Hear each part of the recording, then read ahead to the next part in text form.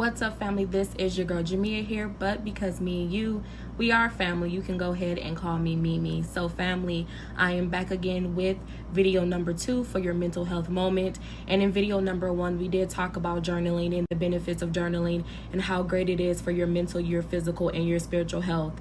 And in this video today, we are going to be talking about self-care and the great positive benefits of self-care. I implement it, I advocate for it, and I also encourage every single last individual that I come in contact with to be able to set some time out for self-care. So tune into this video. We're going to jump straight into it to learn more about self-care.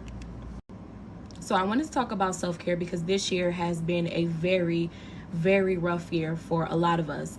We have lost a lot of loved ones. We are dealing with COVID, the pandemic, being quarantined. Also during this time, the seasons are changing, and during this time a lot of people start to experience seasonal depression. And I kind of wanted to create this video so then that way by the end of this video you can kind of have some self-care tips and also have established a self-care routine for yourself. So I tell everyone, when it comes down to self-care, you have to be committed, you have to be disciplined, and you also have to implement self-care into your daily life every single day. You have to make sure that you're taking care of your mind, your body, and your spirit.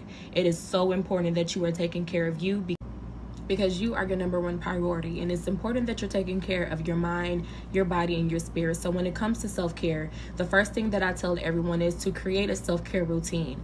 It's important to make sure that you are creating a routine that you can follow daily and that you're implementing that routine every single day. I often tell people, when you are creating a self-care routine, to always remember to keep your self-care routines up to date and current. The reason why I say that is because what may have worked for you this month, next month, it may not work for you. And the reason why it may not work next month is because in 30 days, you can change a lot. There's a lot of things that can happen to you. You can heal if you are committed to your healing journey. A lot of things that worked for you this month, next month, it may not work. So that's why I always tell people, if you feel like self-care isn't working out for you, it may be because you need to go back to your self-care routines and check that list. Look at their routine, try to figure out some things that you have outgrown. It's okay to scratch things off the list if you have outgrown those techniques. So please make sure that you are keeping your self-care routines up to date and current, because that's the most important thing when it comes down to self-care. So the second tip that I have for self-care is that self-care is free. Self-care does not have to be this expensive thing. And a lot of people, when they hear the word self-care, they think that you have to take yourself out to a spa. You have to go to this expensive resort. No, that is absolutely false. When it comes down to self-care, it is free, and you can actually do self-care in the privacy of your own home. I often suggest and tell people that if you are on a budget when it comes down to your money, you can create a healing space in your home. And I suggest this for every single last person. Even if you can't take yourself out to a spa, get yourself a massage, even if you can't take yourself shopping, sometimes you may not want to be around others. So it's okay to create a healing space within your home.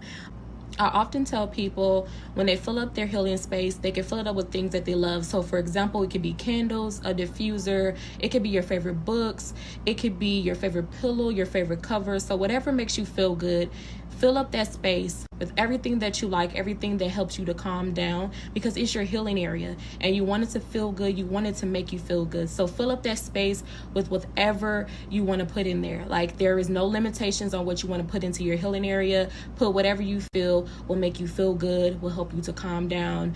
Put it in that space. So now that we know what self-care is, now that we have created our self-care routine, and now that we have established a healing area within our homes, the third and last and final tip that I have for you guys is, when it comes to your self-care, stop apologizing for taking care of yourself and making yourself a priority. When it comes to taking care of yourself, a lot of people will make you feel guilty for taking time out for yourself and make you believe that by you taking care of yourself means that you're neglecting your other responsibilities, and that's not the case.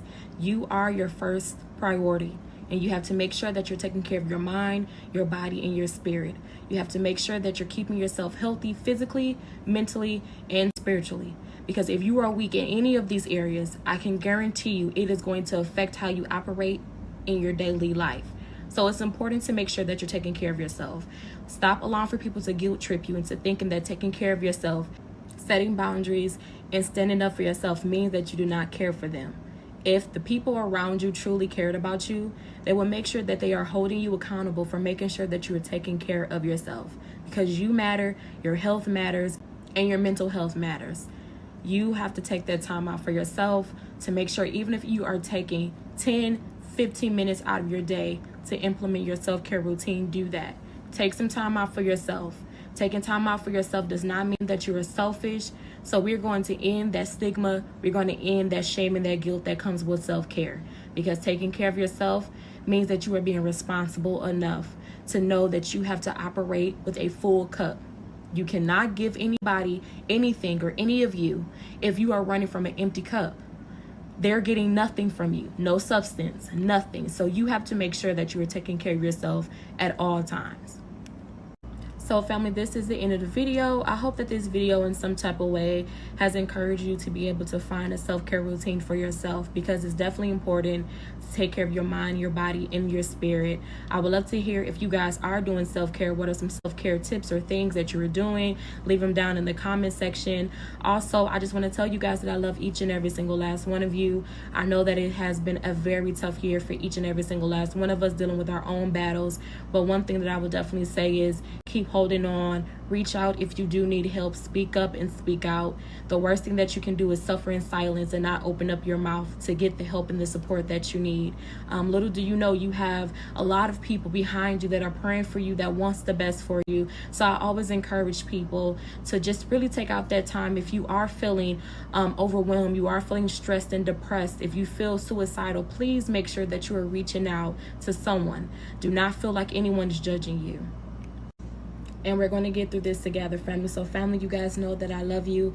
You guys know that I am praying for you. And before I end off this video, I want to encourage each and every single last one of you. I know that this year has been a very tough year for some of us. And I also know that a lot of us may feel that we have lost more than we have gained this year.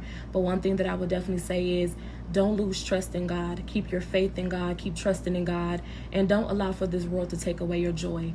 It's important to make sure that you are staying aware, that you are educating yourself on what's happening in the world. But don't allow for this world to take away your joy. Often when I tell people that your peace is your priority, what I mean by that is it is your responsibility to make sure that you keep your peace intact so that the world cannot come against you and what you have inside of you. And that's peace, that's happiness, that's joy, and that's you being healed. It's important to take care of you, and I hope that each and every single last one of you are doing that.